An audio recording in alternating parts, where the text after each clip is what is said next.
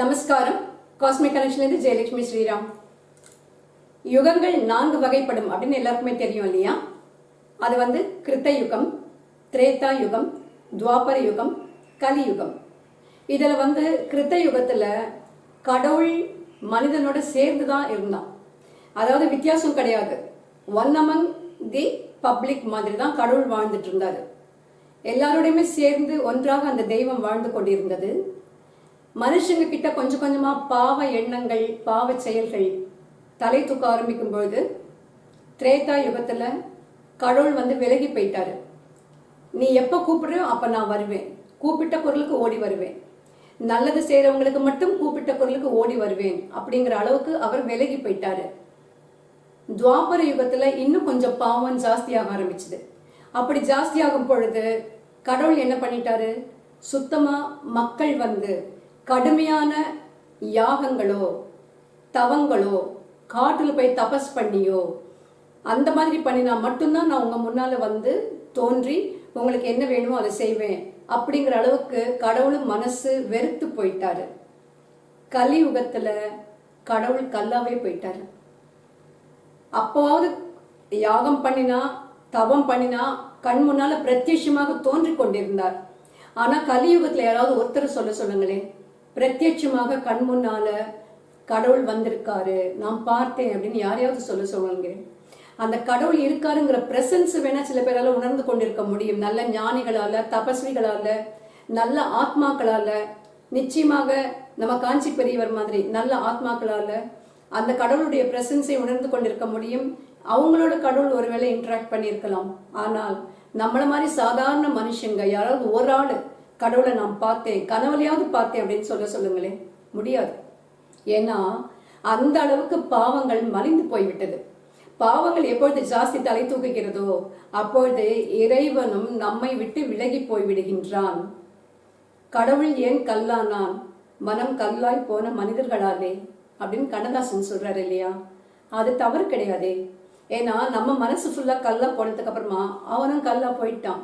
அதுக்கப்புறமா நம்ம போயிருந்து அந்த கல்லுக்கு உயிரூட்டுகிறேன் என்று சொல்லி பல மந்திரங்களை உச்சரித்து பல அனுஷ்டானங்களை செய்து அந்த கடவுளுக்கு நாம் சக்தியை வரவழைக்கிறோம்.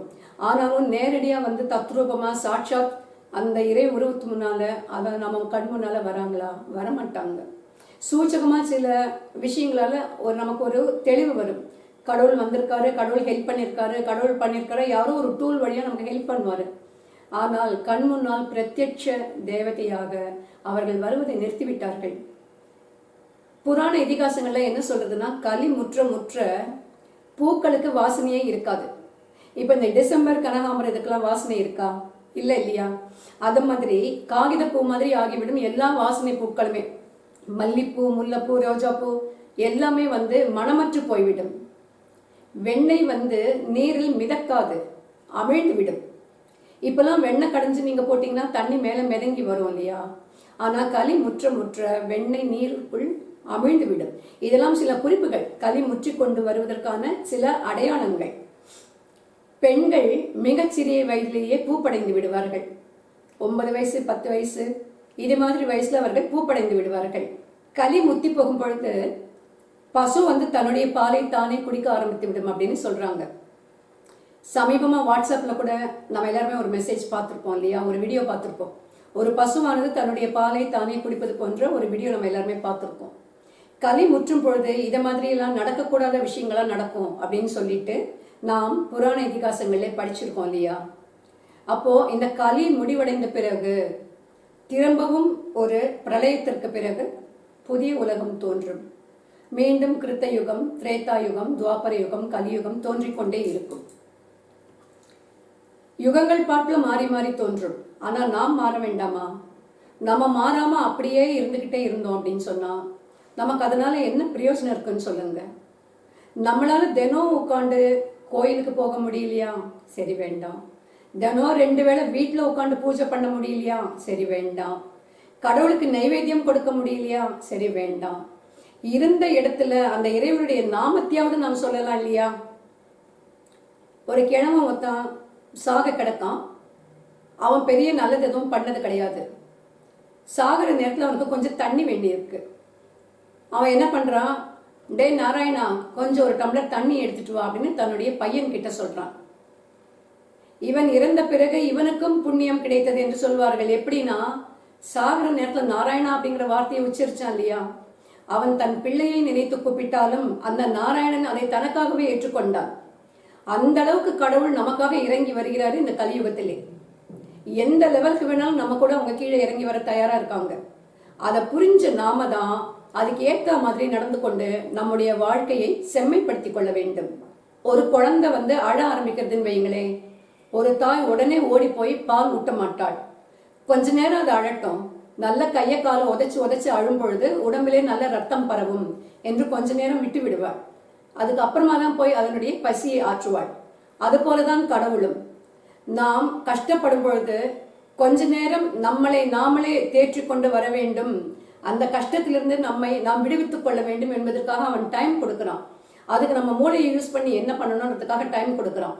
ரொம்ப முடியாத பட்சத்தில் அவன் நிச்சயமா நம்ம கிட்ட ஹெல்ப் பண்ணுவான். நம்மளை அவன் கவனிச்சுக்கிட்டே தான் இருக்கான். எத்தனைக்கு எத்தனை கஷ்டப்படுறோமோ அவ்வளோ அளவு நம்மளுக்கு சமீபமாக இறைவன் இருக்கிறான் அப்படின்னு அர்த்தம். நல்லவர்கள் எப்பொழுதுமே கஷ்டப்படும் பொழுது அது எப்படின்னா, இறைவன் நம்முடைய இடுப்பிலே ஒரு கயிற்றை கட்டி நம்மை கிணற்றிலே விட்ட மாதிரி.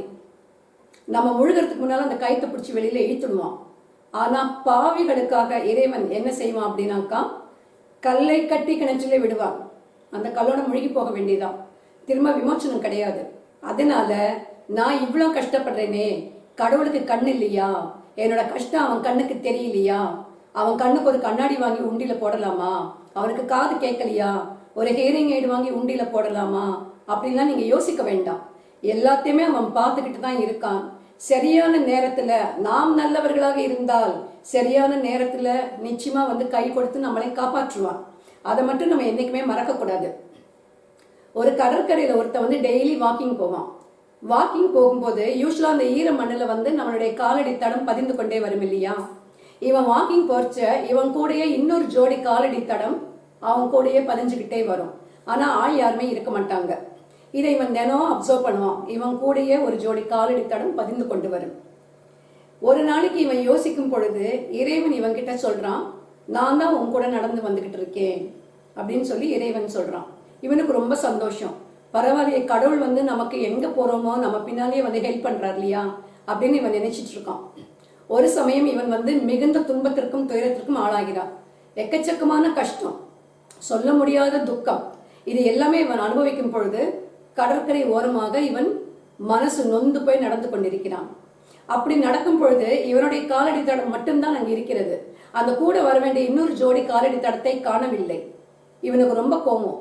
நம்ம நல்லா இருக்கும் போதெல்லாம் கடவுள் நம்ம கூடயே ஜோடி போட்டுட்டு வந்தாரு, இப்ப நம்ம கஷ்டப்படும் போது அவர் நம்மளை கைவிட்டுட்டார் பாத்தியா, அந்த இன்னொரு ஜோடி காலடி தடத்தை காணம் பாத்தியா அப்படின்னு மனசு நொந்து போய் கடவுளை வேண்டி இதுக்கு உன்ன காரணத்தை எனக்கு சொல்லு அப்படின்னு கேட்பான்.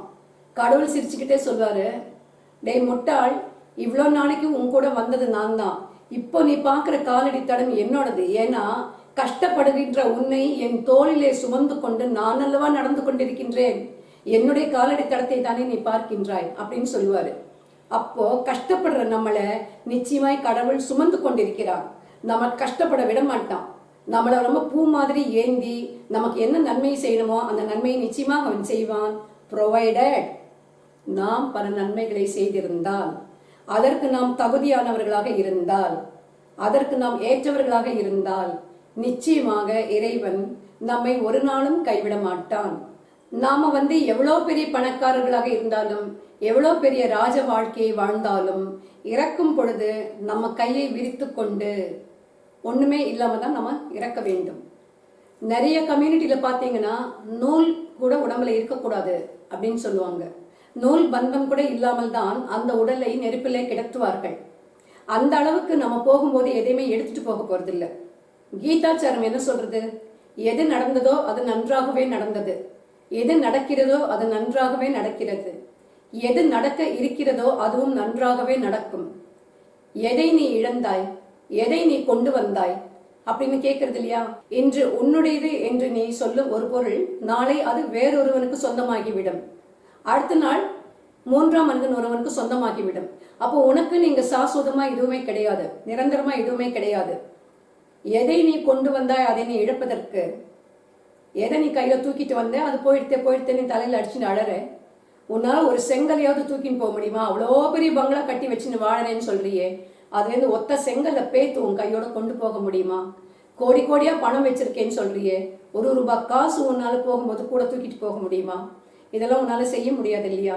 அப்ப இந்த ஜென்மத்தில் நாம் உயிருடன் இருக்கும் பொழுதே தான தர்மங்கள் செய்து இதை எல்லாத்தையுமே பிக்சட் டெபாசிட்ல போட்டு புண்ணியங்களாக கொண்டு போக வேண்டும். சின்ன சின்ன விஷயங்கள், நல்லது செய்யறது, தானம் பண்றது, தர்மம் பண்றது, அடுத்தவங்களுக்கு ஹெல்ப் பண்றது, இதெல்லாம் நம்ம செலவு செய்ய ஒரு பெரிய பிக்சட் டெபாசிட் நம்மளுடைய அக்கௌண்ட்ல சேரும். அதுதான் நம்மளுடைய புண்ணிய கணக்கு. அந்த புண்ணிய கணக்கை எடுத்துக்கொண்டு நாம் சென்றால் மரணித்த பிறகு நமக்கு எந்த பிரச்சனையுமே இல்லாமல் நம்மால் அடுத்த ஜென்மம் என்று ஒன்று இருந்தால் நல்ல கதியிலே வாழ முடியும், அல்லது முக்தியை நிச்சயமாக அடைய முடியும். நாம இந்த உலகத்துக்கு வரும்பொழுது ஓப்பன் டிக்கெட்டோட தான் வந்திருக்கோம். நம்மளுடைய பயணம் எப்பொழுது முடியும் அப்படிங்கிறது நமக்கு தெரியாது. நாம பிறந்தது வேணா என்னைக்கு நமக்கு தெரிஞ்சிருக்கோம், ஆனால் இறக்க போவது என்பது என்னைக்கு அப்படின்னு நமக்கு தெரியாது. விஞ்ஞானத்தின் வளர்ச்சியினால ஓரளவுக்கு இந்த டயத்துல குழந்தை பிறக்குன்னு கூட சொல்லிட முடியும். ஆனால் அதே விஞ்ஞான வளர்ச்சியை வைத்துக்கொண்டு இந்த நாளில், இந்த நேரத்தில், இந்த கிழமையில், இந்த நிமிஷம் இந்த மனிதன் சாவான் அப்படின்னு யாராலுமே சொல்ல முடியாது. அது தெய்வ ரகசியம். இது நமக்கு நிச்சயமாக தெரியாது.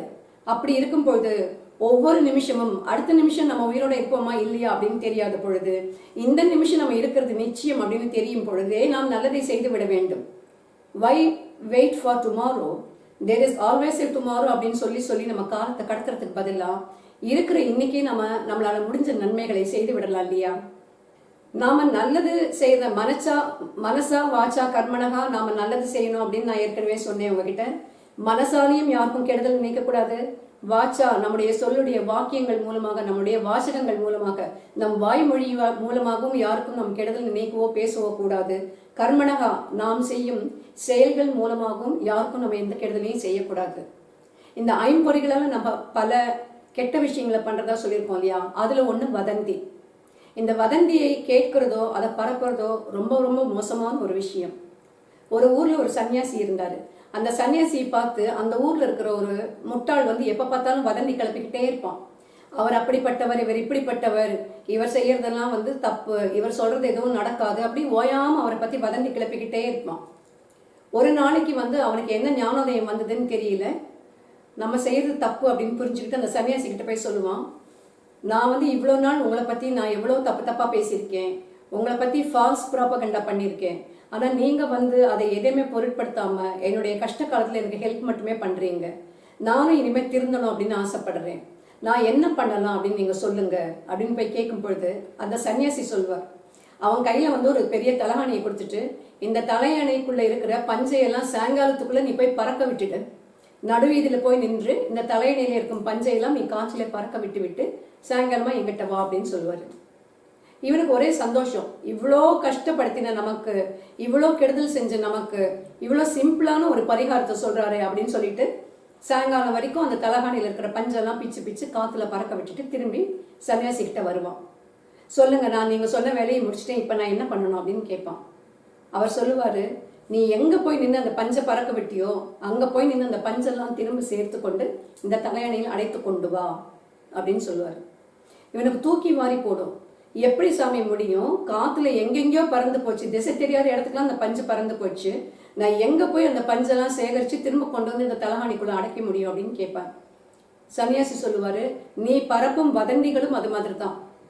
திக்கு திசை தெரியாம எல்லா பக்கமும் அது பரவி போயிடுறது.